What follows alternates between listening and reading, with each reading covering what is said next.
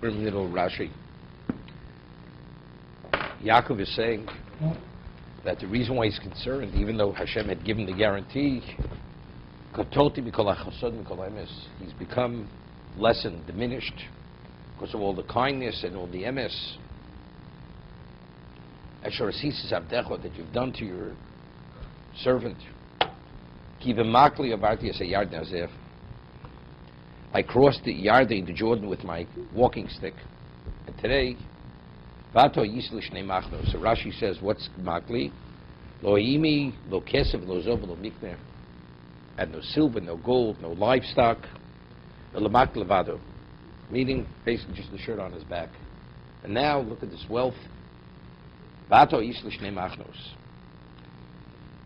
Med shagodo. Now the second one is a little bit, how do you fit into the words? Nosan maklo biyardin, v'nifka yardin.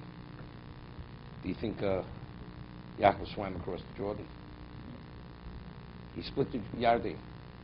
Ki b'makli, with my staff, I passed through the Yarden. That's how I crossed the Jordan. But then it doesn't read well.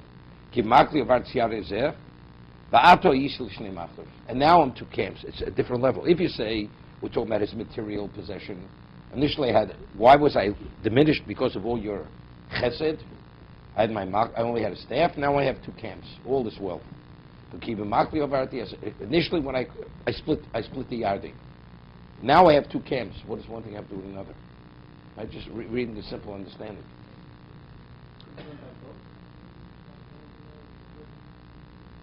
Was it Queen Elizabeth VI or Queen Elizabeth XV? Both.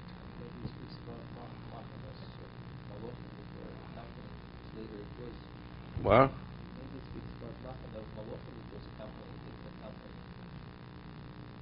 Ato Shnei Machnos of the two camps.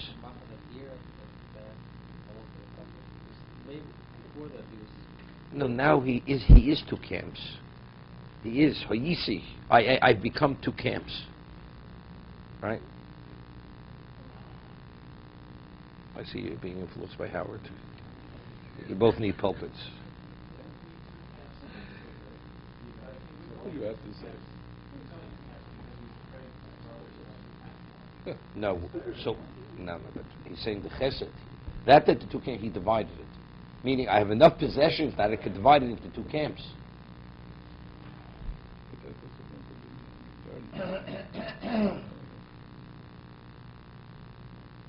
So over here, the Sifchas Chum addresses it. Sifchas Chum, he says,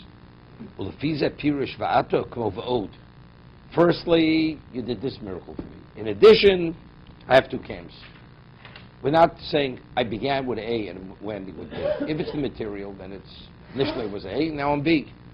According to the second interpretation, it's firstly you did this chesed for me. I was able to cross without going through the water. In addition, you've given me all this wealth.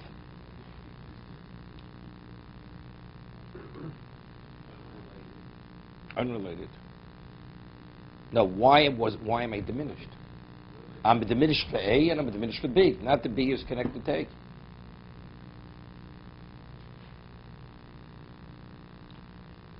Hatzileni no miyadochim yad Esov. Hatzileni no. Please save me. Miyadochim yad Esov.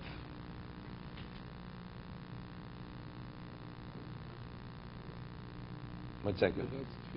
One second. What?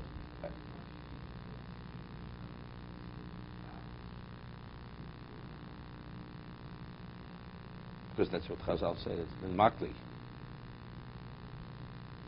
He could have said, keep it big D. Wait. He could have said, usually he came with only the shirt on his back, and now look what he has. So what do we have to talk about the walking staff? So therefore Rashi has to cite the Midrash. The staff is what he split the sea. If you take a look at the Midrash, it says with staffs many times the bodies of water were split. The first time was the Midrash. First time was Yaakov. Then there was Moshe Rabbeinu, and there was this question when they went through the Yarden when they came into Eretz Yisrael. Different times splitting the different bodies of water. Yeah, I know.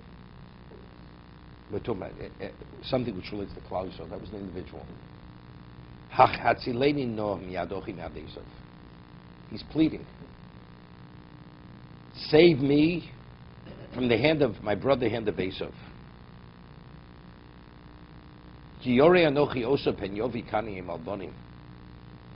Because I'm afraid of him. He may come and smite the mother with their children. You see something? Who is the person? The person is his family. He says, Hatzileinu, right? Grammatically. Save us. What save me? Because he'll come and he'll smite the mother with the children. So therefore save us. Why in the singular? Why not in the plural? You find that when Yosef came with his sons to receive a bracha from Yaakov, it says, Vayivorech es Yosef. He's blessing Ephraim and Menashe. It says he's blessing Yosef. It say he's blessing Ephraim and Menashe. The answer is no. Blessing Ephraim and Menashe is you're blessing Yosef. When you bless the children, you're blessing the father. Hatzileini in the singular is my wife and my children. Right? It's clear. Although you should say Hatzileinu.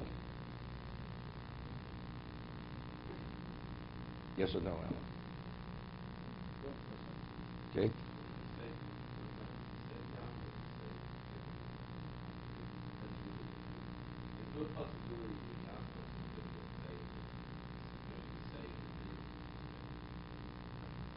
No, not true, not true. Because it says earlier that even if Yaakov's family was destroyed, Yaakov was promised he's going to have a family. Even if they're destroyed, chas v'shalom, he's going to have children again. He'll have to have another family. So if that's the case, Hatzileini, Nomi Arochi, the singular is referring to his family. Miadochi miad Esav, miad ochi sheino gimikach. From the hand of my brother who doesn't conduct himself as a brother, el kesav arosha.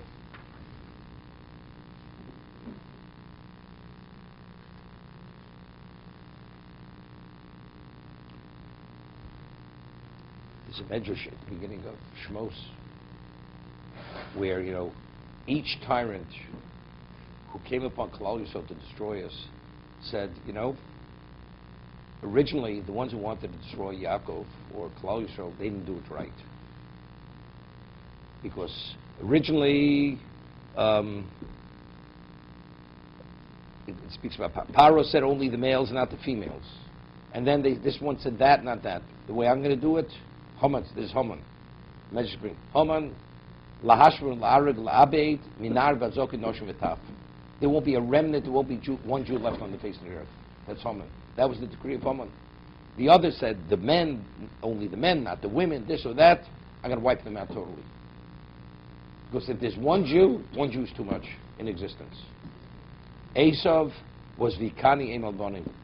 Esav was a different level. Esav, we're talking, this is the equivalent of a Malik. He cannot tolerate the existence of what represents Yaakov. Vato omarto, heitiv eitivimoch. It's a little contradictory here. First he says, I'm diminished, and therefore your promise doesn't stand any longer, right? And he says, but you said, I will do good with you. Yeah, but that was conditional. It was contingent that I'm not soiled with sin, and I'm worthy. But if I'm not worthy, so what do you say? Vato omarto heitiv eitivimoch. V'samti yazarcho k'chol hayom asher lisofim rov. You said my children will be like the sand on the sea, which cannot be counted because of its abundance. I mean, is it A? Help me because I may not be worthy, but you promise you're going to do good for me. So how do we understand? It seems to be contradictory. Right?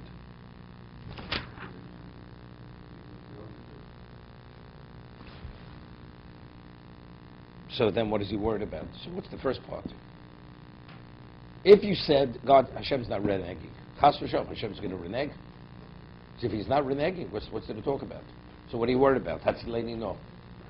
Kotonti has no relevance to it. You're not going to renege.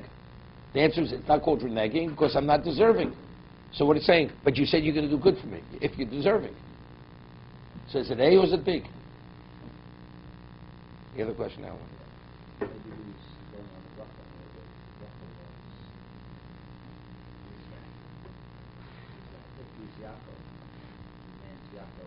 Okay. Okay, good. But he's worried it may not be.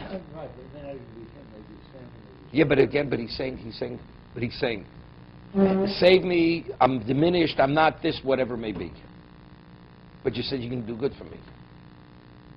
But it's contingent. So what? But you said, what do you mean you said? But you just said what I said. Let's look around. Heitiv b'schuscha. I'll do good for you in your own marriage. Heitiv b'schus avusecha. And I will do good as in the merit of your forefathers. Santi zach kol hayom hechen omado kain. He says, you be like the dust of the earth. I will not abandon asher asise, asher dibati loch, lavromam varba arbe zercho, koch eshmaim chol asher asrase yom. Pay. So asher dibati loch means going back to Avram. You know, if you study Tehillim, you see very often David, when he was, David was being pursued to be killed. David had endless enemies. Until David became Melech Yisrael, he had to experience endless miracles to survive. That's how many people wanted to kill him. Not only Shaul, he had many people. They were envious of him. They hated him. They wanted to kill him. And his tefillah was always, it's not for me. But if they would kill me, if I'm your servant, and you've already expressed your love for me, if they kill me, how does it reflect on you?